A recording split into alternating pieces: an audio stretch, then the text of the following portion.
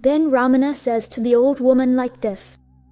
I will tell you, but if that person comes again, I will get caught by them. So is there any other safer place here?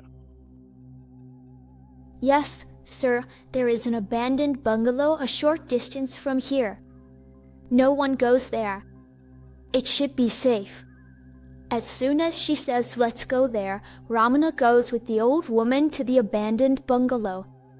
Then the old woman says to Ramana like this. Now you don't have to worry. No one comes here. Now tell me what's with those bundles and what's behind it. Will you tell me? I will definitely tell you. If you want to know about the scan, first you need to know about our village, says Ramana, and he begins to tell about his past. There are two places adjacent to the Nalamala forest. On one side is Krishnagiri and on the other side is Devagiri. I am from Krishnagiri and the head of our village is Ramaya. The head of Devagiri is Chopathy. Despite being from different villages, both communities lived as one. The elders were also very friendly. Our village head, Ramaya, would provide free medical treatment to everyone in both villages without charging even 1 Indian rupee for any health issue. That's why Ramaya was highly admired by all the people in both villages. As a result, the people valued Ramaya's words more than Chopathy's. This led to Chopathy feeling a bit envious and resentful towards Ramaya because even the people of his own village, Devagiri, would often follow Ramaya's advice over his in certain matters. Once, during a festival, Chopathy's family came to Ramaya's house. Greetings, Chopathy sir. I am truly very happy that you have come to our village for this festival. What, Ramaya sir? You invited us. How could we not come? From today until the festival ends, we will stay at your house. What could be more fortunate? You must be tired from the journey. Please come inside and take some rest. Then everyone goes inside. Just then, a farmer who had fainted comes out holding his son in his arms and says outside Ramaya's house, Please save my son from the well. Ramaya sir, somehow, please save my son from the well. Anil calls out to Ramaya, crying. Meanwhile, Ramaya comes out and says to the farmer, What happened to the boy? Bring him here and lay him on the platform. Then the farmer lays his son on the platform and, with folded hands, pleads with Ramaya, Oh Ramaya sir, please save my son somehow. He is my only child. Say what happened to make him cry. Oh no! My son was bringing food for me to the field when a snake bit him on the way. Since no one had brought food yet, he was returning home and was found on the path foaming at the mouth and unconscious. This is my child. Please do something to save my son. Don't worry, nothing will happen to him. I will save him somehow. Stop crying and sit next to him. Saying this, Mr. Ramaya went into the prayer room, opened a red bundle placed near the deity's feet, and took out a palm leaf manuscript. He learned about the necessary ingredients for the treatment from it and immediately had his friend Shekhar, who was working with him, bring the required ingredients. With those, he prepared an antidote for the snake bite poison and administered it to the boy. Chalpathy, who was present there, observed all of this. Then Mr. Ramaya spoke to the farmer. He said this. Now, there's no more trouble for this boy. The issue has been resolved. Don't worry, it will subside in a couple of days. You can take your son home now. Oh, you are like a god who gave life to my son. How can I repay you? Sir, I didn't treat him expecting anything from you. This is a responsibility passed down from our ancestors. We consider it a divine duty. It's not about gaining something from people. If someone does it for profit, it becomes a business, not a noble deed. Don't worry about it. I don't need a single rupee from you. Go and take good care of your son. May you stay blessed, sir. May God watch over you and your family for 100 years.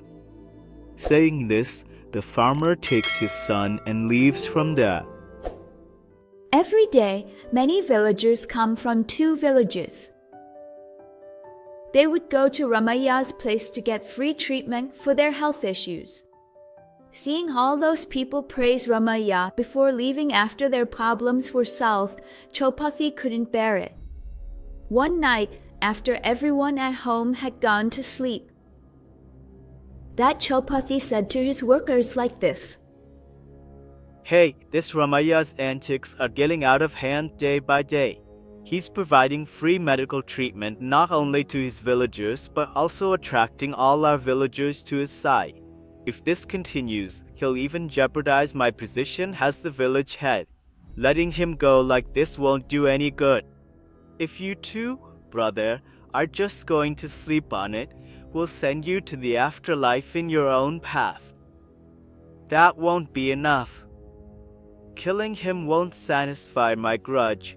We need to make an example out of him and teach everyone a strong lesson. What do you say, brother? Once we get rid of him, we should claim the valuable treasure that has been passed down from his ancestors for ourselves. With that, everyone in this village will be at my feet. So, what do you suggest we do now? Sir, you go and take care of that Ramaya fellow. No one should suspect anything. By morning, when everyone comes and sees, it should look like he passed away in his sleep from a heart attack. I'll go and fetch the bundle of palm leaf manuscripts from the god's room. Go quickly, finish the job, and come back, he said, sending his men into Ramaya's room. He took his life. After that, Chopathy stole the entire bundle of palm leaf manuscripts from the god's room. As he was sneaking out with the bundle without anyone noticing, his friend Shekhar spotted him.